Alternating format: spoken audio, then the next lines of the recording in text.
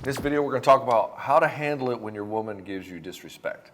And we like to say that disrespect is anytime she gives you like this negative attitude, this negative tone of voice, this tone that's like guilting or shaming, or maybe she's insulting towards you, or she's just completely dismissive, or maybe she's just giving you the cold shoulder, or maybe you ask her something directly, something that's kind of off base and you don't really know what the truth of it is, and you ask her about it and she just blows your fucking head off.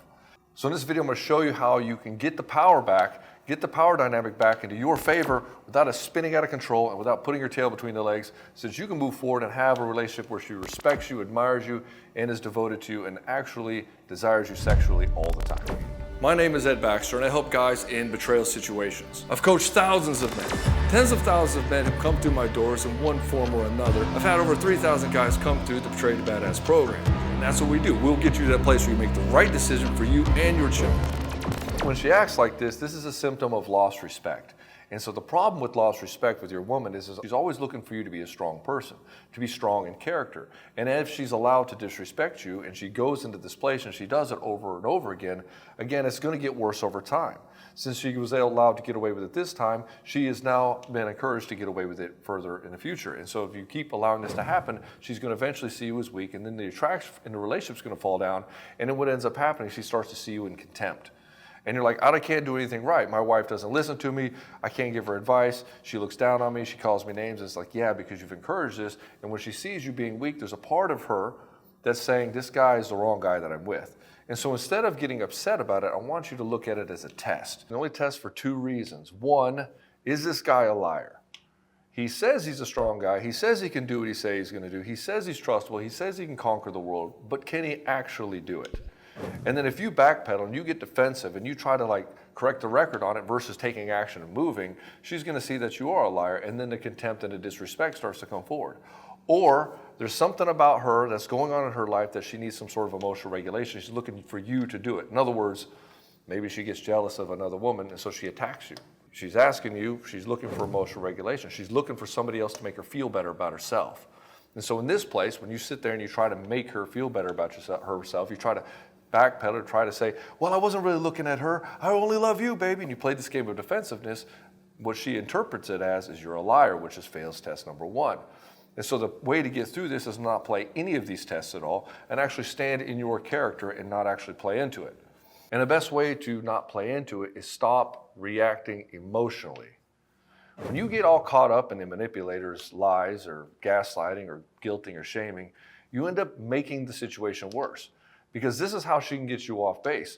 That she can demonstrate that all she has to do is guilt you a little bit, all she has to do is shame you a little bit, yell at you, give you a curse word, or call you a little dick wimp, or whatever the fuck she wants to call you, and you take the bait and you get all upset about it, then she shows that she can control you emotionally.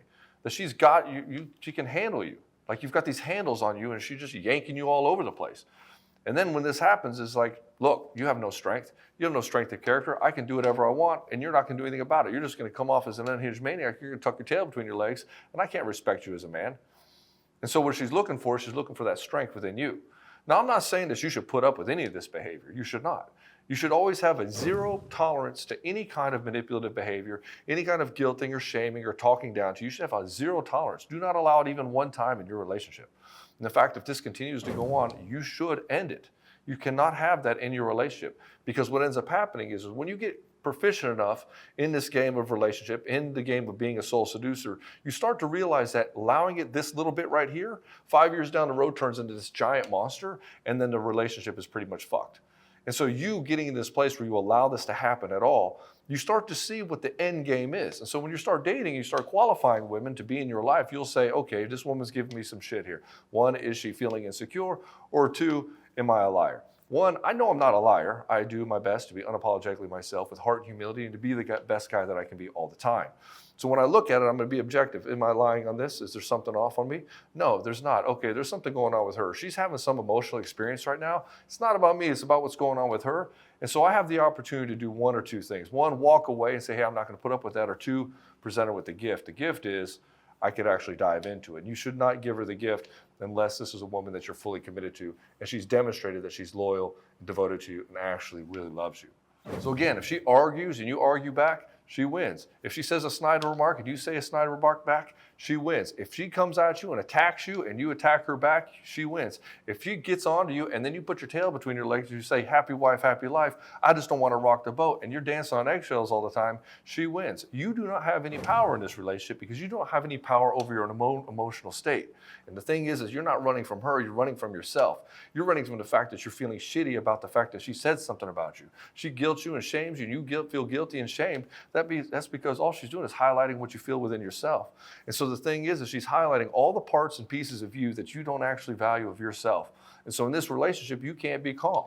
In other words, if I say, hey man, you got a third arm, and I'm trying to insult you, you're like, that's not true. You're not going to actually get insulted because it's ridiculous. But if I say, hey, you're a fucking pussy, and you get all like, oh, fuck you, man, then there's a part of you that believes that you could be. And so that can hit you with that because you have that handle on your psyche. You've got that wound within you that you have to resolve. And so when you look at a woman who's attacking you all the time, for one, don't allow it to happen because you see the malicious intent in her. And whenever you see malicious intent coming at you, you should put an end to it. But at the same time, you don't have to get engaged to it. You don't have to take that within you. You can look at it and be like, okay, well, that's obviously not true. She's having an experience right now, so what's going on with that? And then I could give her the gift or I could walk away. The gift is I could dig into that, non-responding to it, and just see what's happening with her. Hopefully she'll open up in the right way, and I could question her in a strategic and ninjutsu type manner and get her to open up and actually get her and lead her back into her heart. Or I could just say, I'm not going to put up with this and I'm going to walk away. And then my time and attention becomes the boundary. So the boundary is my time and attention. If I don't want something to happen with you, I'm not going to pay attention to you because the greatest gift is your time and attention. And so when this happens, you have to state your boundary clearly. I don't like the way you're talking to me. I don't appreciate it. I'd like you to stop doing that right now. And if she keeps doing it, then you just walk away. You say, look, I appreciate that you're upset. I appreciate that you've got some stuff going on here, and I can respect that that's happening. But that stops when you start insulting me. I will not be guilted or shamed. And if this continues to happen, I will not engage in conversation with you. And then you walk away. And so you should not have to, you are not obligated to deal with somebody else's bad temper.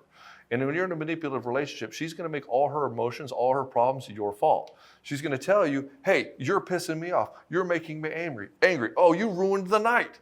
You're like, I didn't do anything wrong. Like, I don't understand what happened. What's going on? She's like, see, you're completely clueless. You don't even know. And see, this is what she does. She leverages this thing that you're clueless and you don't even know. And then she can guilt you and shame you. You never know what the game is, and you can never actually make her happy because she doesn't really want you to, because the game really isn't, can I make her happy? The game is, can she maintain power and control over me?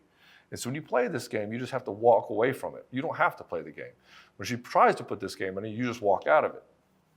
And your greatest bargaining position is always being able to walk away. When you go to the dealership, you go to buy a car, you can say, well, I don't have to buy that car. I'm going to go somewhere else. And the guy's like, oh, hold on a minute.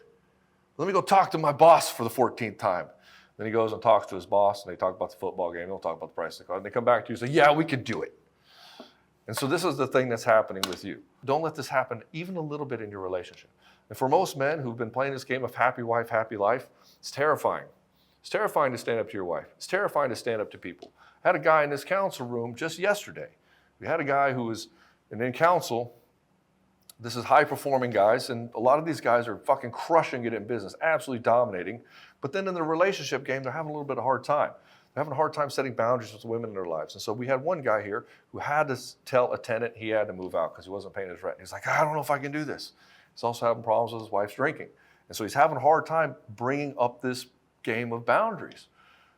So I had to clearly show to him, like, if you don't address this, this is what you can expect. You can expect to go to the hospital while her liver falls apart. You can expect her to go to the hospital while you're waiting for another liver. You can expect to go back to the hospital when she ruins the second liver, and you're going to let it happen on your watch. You're going to allow this to happen in your life because you keep enabling this woman who's falling into alcoholism. And you're going to have to look at that, and you're going to have to look at yourself and say, why am I tolerating this in my life? He's like, I said, this is leaking into the fact you can't get the tenant out of your house. You feel bad. You feel obligated to help this guy. And that's the problem. You feel like you have to save everybody. You don't have to save everybody. Everybody's responsible for their own lot in life. Now, those people who want to rise and they ask for actual help and then they actually appreciate it by demonstrating rising, yes, help them. But when you come into this place where people are taking advantage and you're enabling it because you're afraid of conflict and collision, you just make it worse. And you can see this in your own life. If you've been playing this game of happy wife, happy life, and now she runs the show, you can't do anything. You're like, my wife's a control freak. I can't do anything without her just jumping down my throat. She undermines my authority with the kids. She undermines everything that I do.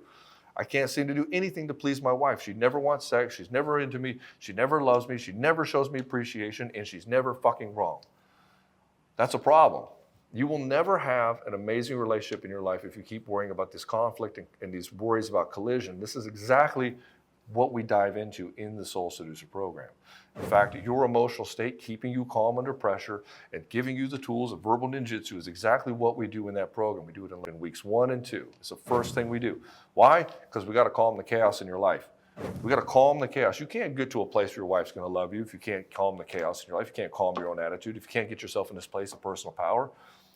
Your personal power, your demonstrations of power is what makes her attracted to you. You realize that, right?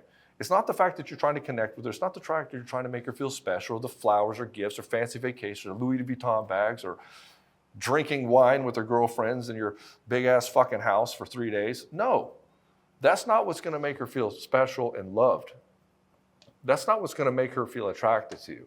And when she says she's not in love with you anymore, when she says that she loves you as a person but not in love with you anymore, this means that she likes you as a paycheck but doesn't really want to sleep with you. And as a guy, that feels like you're exploited, and it's because you are. You want to turn this shit around the next 2 weeks? You want to step out of this pain and step directly into power and show her that you are way more than this, that you are capable of way more, and get your freaking balls back? Check out Soul Seducer in the description below. Brother, if this video was resonating with you, hit the like button. And if you want to see more of it, obviously hit subscribe. And I'll see you in the next one.